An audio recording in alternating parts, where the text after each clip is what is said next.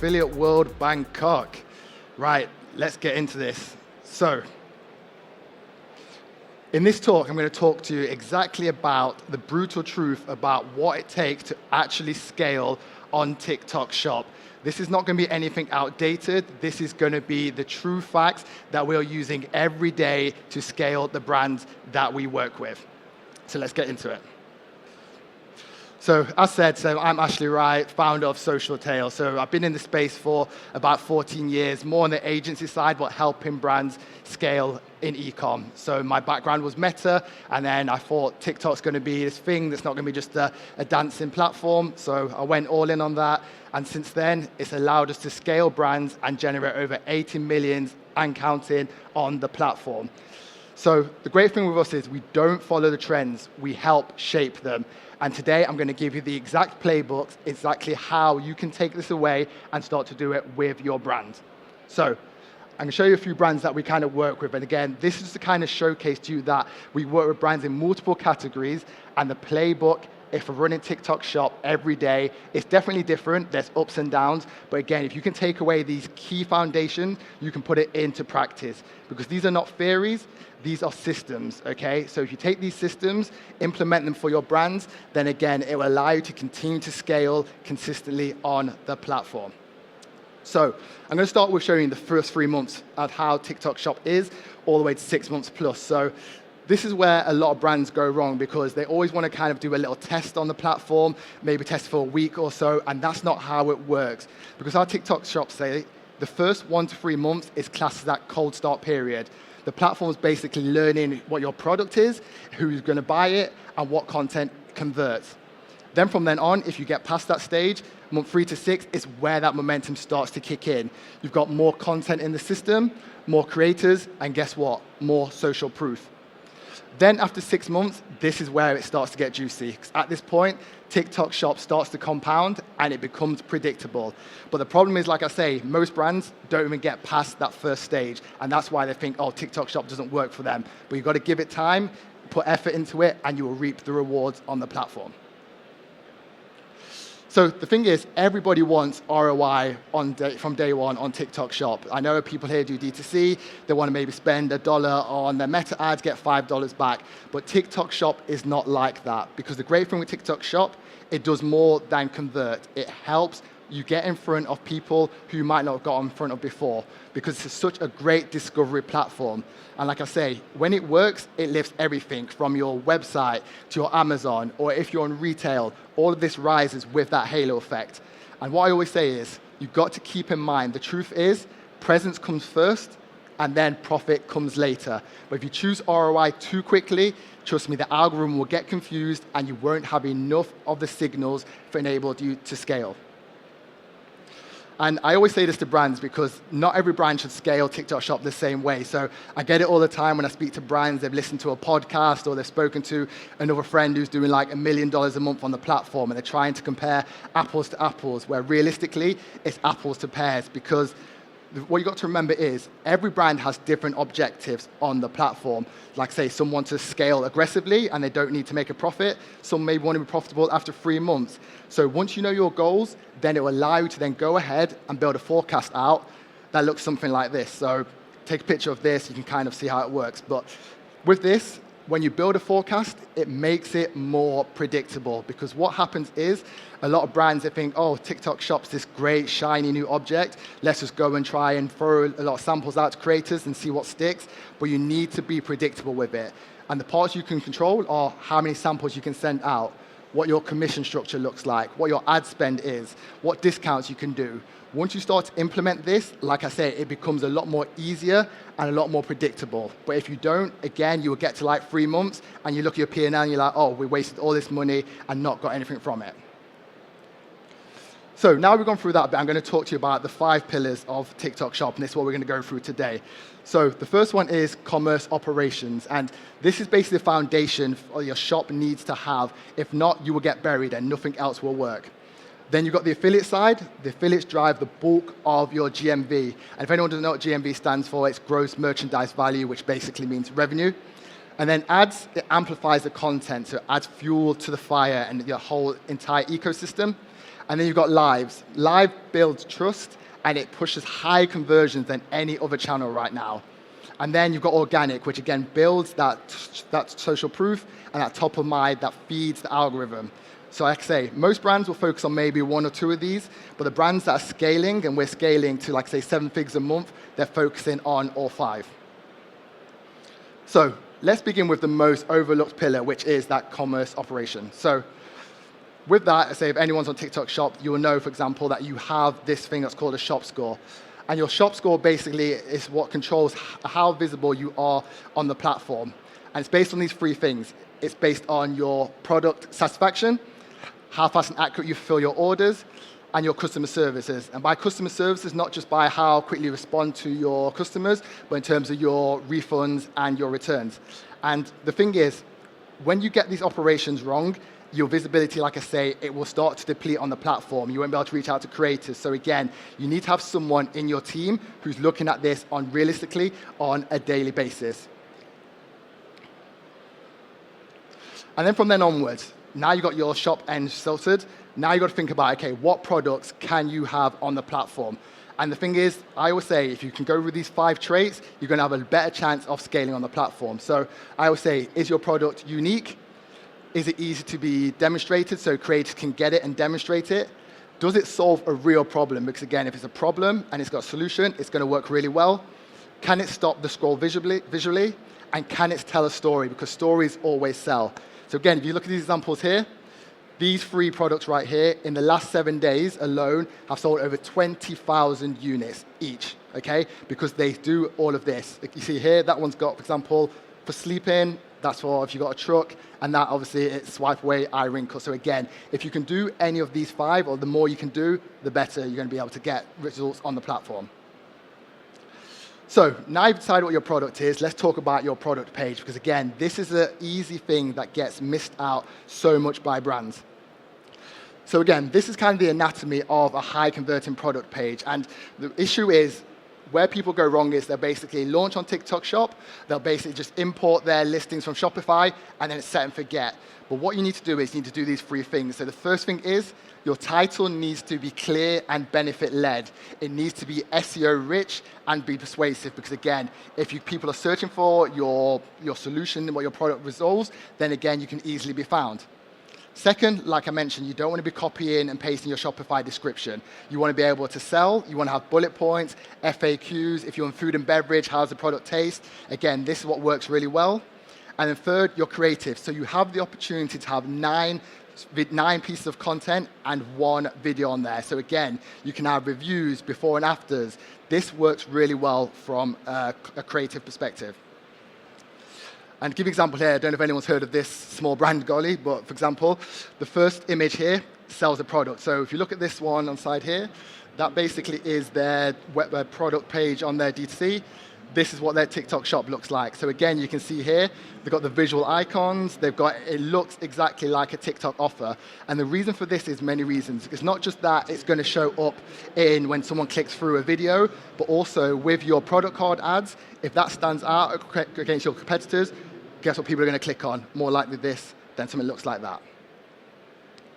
So now we've talked about picking your product, setting up your page. So now we're going to go about merchandising, because again, it's such an easy win right now, but people forget about. So with merchandising, if your offer doesn't stand out, you will get scrolled past very quickly, because TikTok, I would say, it's noisy, it's fast, and it's getting even more competitive. So again, if you can, and again, I'm not saying all brands need to be discounting, but you need to be standing out from the crowd. So that could be, for example, it could be exclusive bundles, it can be a TikTok-only product, it can be flash sales. Again, your offer is probably as important as your product, because attention right now, as you can imagine, is the real currency. So this is what we call the reboot campaign, and this is what we do for every brand we launch with on TikTok Shop. So again, if you can get this right, you will be able to start to get signals to the platform instantly. So again, the reboot campaign, like I say, it basically turns your existing customers into buyers, and it's the fastest way to launch on TikTok Shop. So what we do is we basically take your existing customer database, whether you're on Klaviyo, MailChimp, or whatever you're on, and we basically send them a TikTok exclusive offer via email and SMS, and straight away, this helps to drive 100 plus orders. And the reason for this is because these customers already trust and believe in the brand and product. So the reason why this works, again, it primes the algorithm. So again, it gives your product social proof. It signals to the creators you're going to be reaching out to later on that your product converts. And again, every brand that does this, it gets them like initial boost that you need on TikTok Shop to stand out from the crowd. And here's a real campaign. So again, this is what we did for a brand. So again, we sent out 2 different emails. And the great thing is we got sales from this. But the funnier thing is we got sales also from the email campaign as well. So again, this is how you go from 0 to real GMV fast. So again, you're not waiting for creators. You're not waiting for ads. You manufacture the signals early. And again, if you want to take a screenshot of this is like a campaign, a template. So again, you can copy, paste this, and put it into your campaign when you launch on TikTok Shop. Okay, so now we want to start executing and start to generate some real GMV. So again, affiliates right now are still the biggest part that drives revenue on the platform. So, like I say, affiliates, they produce the content, they build the trust, and drive conversions, okay? So this is why the brands that scale, they all have one thing in common. They are investing heavily into creator relationships. So again, they're not just spray and pray and sending out samples. They are literally building out creator communities, which we're going to talk about shortly.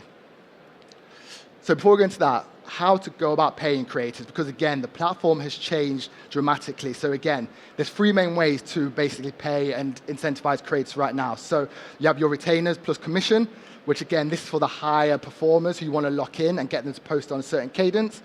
You've got your flat fee plus commission. So again, if you want to maybe test someone out, but they're wanting a fee, or you still got your commission, which again, commission only works. But again, a lot of these creators are getting smarter. They know that they can be paid up front and then get commission on the back end. So again, you scale when you match the right model with the right creator at the right time.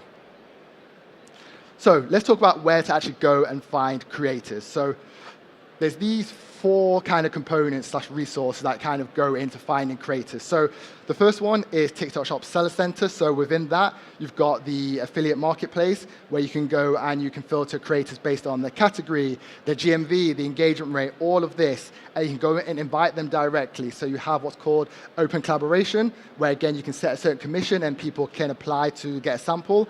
Or you've got also what's called target collabs, where again, it's more for VIP creators where you can literally customize the commission that you're offering to them. Secondly, you've got your outreach bot, because obviously the first instance, you can do that manually, but outreach bots basically just automates everything for you. So it allows you to start to reach out to creators, hundreds, thousands a day, because again, like I say, the platform is getting more competitive. So again, the more aggressive you can be with outreach, the more chance you're going to get in front of the creators.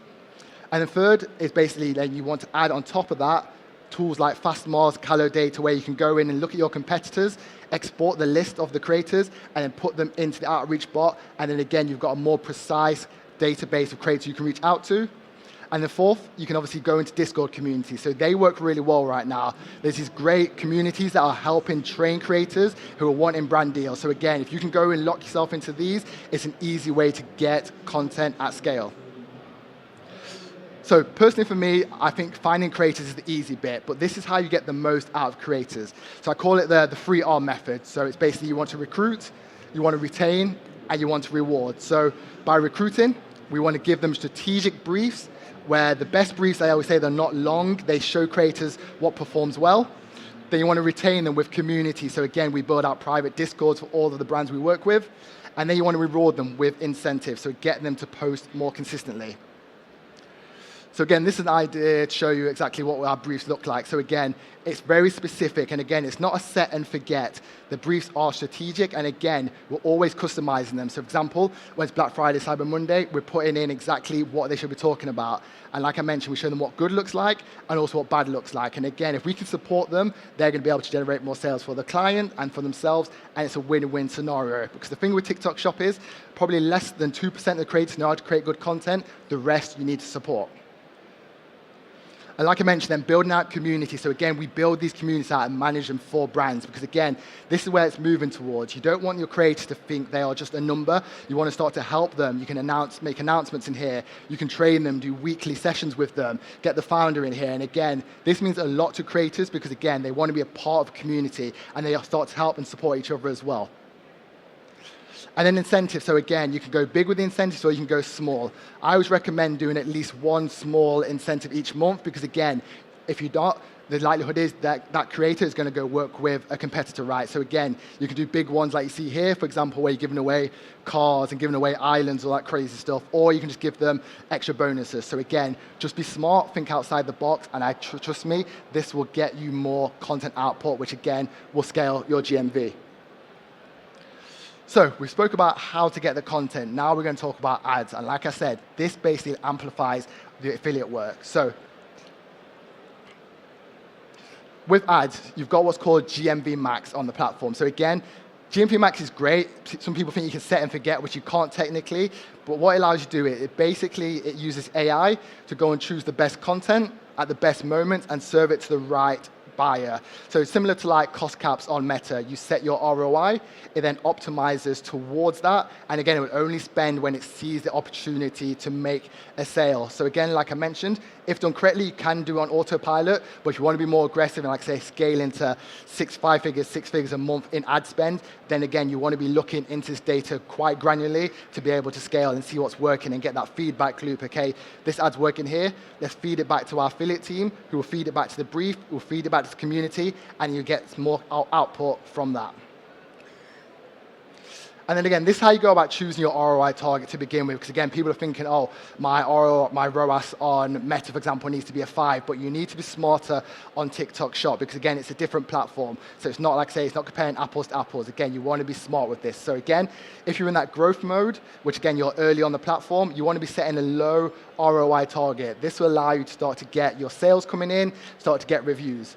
Then once you become more established, you get in like say 50 plus pieces of content per week minimum, then you can start to maybe 3x, 5x that ROI, and then scale it to the moon. So now we're going to talk about lives. And the thing with lives is, for TikTok Shop right now, it's their biggest growth lever. So again, as you know, this side of the world, all lives do really, really well. And again, it's coming to the Western side even more as well. So the great thing with this is, even though followers are not massive right now, it doubles your follower growth, you get higher AOV on the platform and higher conversions than any other channel right now, which is what TikTok say. So again, if you do this consistently for 3 months, you will literally see a 15 times sales uplift across your whole TikTok shop, okay? And again, like I say, you get 1 to 2 time repeat orders, which is great. The only caveat to this is you need to at least invest 20 hours for the algorithm to know who to start serving it to. And again, similar like I said before, this is where a lot of people fall off. They don't put the time in because again, it's resource heavy, it does take a lot of cost as well. But if you do it right, this will allow you to get that consistency on the platform with lives. So when you're going live, so again, you want to give people something that they can't get anywhere else. So when they leave the live, you don't want them to go and be able to buy it on your website, buy it on Amazon, or even buy it on TikTok Shop.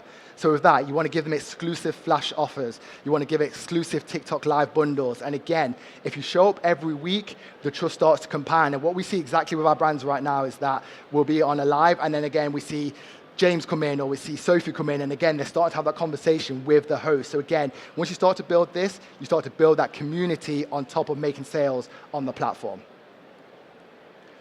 And this right here, this is basically how the live conversion funnel works. So again, just like any funnel, right? If you can see where the kind of breaks are, you can start to optimize accordingly. So let's say, for example, you're not getting enough people come in. Okay, it might be a traffic issue. Maybe people are not converting. Maybe you need to change your offer. So again, if you look at this data, it allows you to optimize rather than just hoping for the best. And again, I like to throw in these expectations here. So again, you understand how realistic it can be. So again, month 1 is all about testing. So testing different hosts, different times, different format shows. Month 2, this is where, again, you start to see the patterns and now you start to optimize your product mix. And then by month 3, this is where you lock in your weekly schedule, whether you're doing 2 sessions a week or maybe 7 sessions a week, okay? Because you've got the data to know exactly what works on the platform. But like I say, the problem is brands quit far too quickly on this. They don't give it enough chance to actually work. So the final piece of the pillars is organic. And again, this is so easy to get right. The problem is so many brands don't do it. So again, I always use the example of Frost Buddy. They're not a brand, a client of ours, but again, this is a perfect example right here. So if you look here, this shows you the breakdown. So e-commerce creators, that's how much the percentage of sales comes from their affiliates. The middle one here, 20.23% comes from their own profile. The things with this brand here, they're posting 5 to 10 times per day on their profile, right? And the great thing is this, that 20%, they don't have to pay any commission on that because that is just all their own content. So again, if you can do this right, you can get that extra revenue coming in. But again, too many brands are too scared or they haven't got the time to put into it. But again, if you invest that time, you will reap the rewards from it. And the things with organic, it is very unpredictable, I'll admit it. But the fact is, there is no one size fits all. Again, you can look at your competitors, but again, it's not about copying, but at the same time, you can go and don't have to reinvent the wheel, sorry. So again, the thing that brands do best at getting it right on here, they basically know that TikTok Shop rewards speed and execution. This is not Instagram. We're not needing perfect production or the great camera light and all that kind of stuff, okay? You've got to post fast, test fast, and fix fast. That's the main thing for it. Because honestly, some content will just flop, and that's always going to be the case. But again, no one's looking at your actual page. They're looking in their feed. So again, if you show up in your feed more consistently, the likelihood is you're going to make more sales. And the thing with organic, your organic content's not necessarily going to go viral. And again, don't worry about that. Because if you've got your organic content, you put ad spend behind it, that's what's going to drive the real GMV from that part of the channel. So I'll leave you with this last thing here. TikTok Shop right now, it isn't just a sales channel.